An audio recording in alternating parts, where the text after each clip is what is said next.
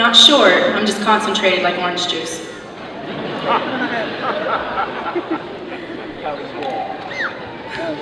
You guys liked that. Growing up, I often heard the words, "you can't," or "that's not possible." I struggled with not having the outside reinforcement we as human beings need to remember how limitless our horizon can be. When I entered community care college and the early childhood education program, I heard something I had never heard before. I heard, "you can," and "everything is possible." I heard this from the beginning.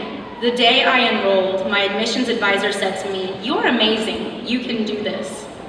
My instructors during each class took time to tell me everything is possible. It will take your hard work, it will take your drive to succeed, but everything is possible. Kaylee Crisp, the department head for early childhood education, was my mentor, my guide, and my go-to for everything. She encouraged me to push harder and to keep trying to find new ways to think outside of the box. She always had time for me. She always had time to answer every question and discuss every possibility. I will be forever grateful that she came into my life and became the solid foundation and support of my education at Community Care College. On the hard days, she always said exactly what I needed to hear, which was, "You have this, you can do this." I had found a home where my passion and my focus were applauded. I found an environment rich with support and love and teachers who wanted to see me excel as much as I wanted myself to excel. In this program, I found work that challenged me. It challenged my intellect, my skills, and my ingenuity.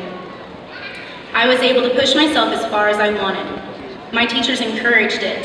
I had a choice and I wanted to be the best. I finished every assignment. I fulfilled every extra credit opportunity.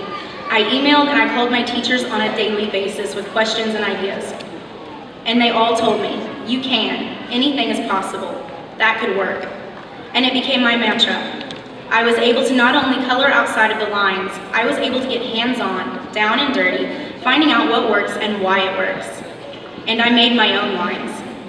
Community Care College is the only place that I ever felt the freedom to just be me and just be cherished for who I was. Now, this is the very concept that I pass on to the students in my care, all 12 of them. The 3-year-olds at Bright Beginnings Preschool of Claremore hear every single day that I believe in them and I know they can do it. I tell them every day, "Try it, you can do it, that could work." I am teaching them anything is possible, because it is. Because everyone should have that person in their life who reminds them, anything is possible. You have the power to make anything possible. You can color outside of the lines. And if you are brave enough, you may make your own lines. Just like Riley, a 3-year-old in my class. We made pizza in class one day. Each tiny pizza consisted of an English muffin, pizza sauce, cheese, and pepperoni. Each child very dutifully laid out the English muffin, placed pizza sauce, followed by cheese, followed by pepperoni on their little English muffins. Riley, though, decided a pizza sandwich was far more his style.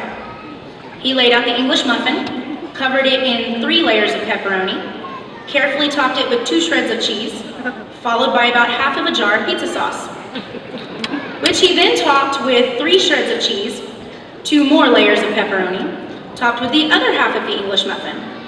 When I asked why he made it that way, he told me, "Because it looks good, and I'm hungry." Another child, Emma, became irate, telling him, "You can't make it that way. It's not right." At this point, feelings got a little hurt, and noses and fists got a little more hurt. Once everyone was separated and calmed down, I explained it did not have to be right.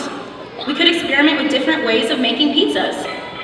Before long, each child had created their own glorious leaning tower of pizza, and that was the best tasting mess that we have ever enjoyed. And it was a mess. Another child was creating a self-portrait in my class. We set up the mirror, and we pulled out our crayons, and we carefully wrote her name across the bottom, and then we looked into the mirror discussing her features. Brianne was all for her blue eyes, her pointed nose, and her freckles, but she was pretty upset about her hair. "It should be pink," she stated. I was a little surprised because she has beautiful, beautiful soft brown hair. And I told her that. "No, Miss Desi, it should be pink. In my dream, it was pink."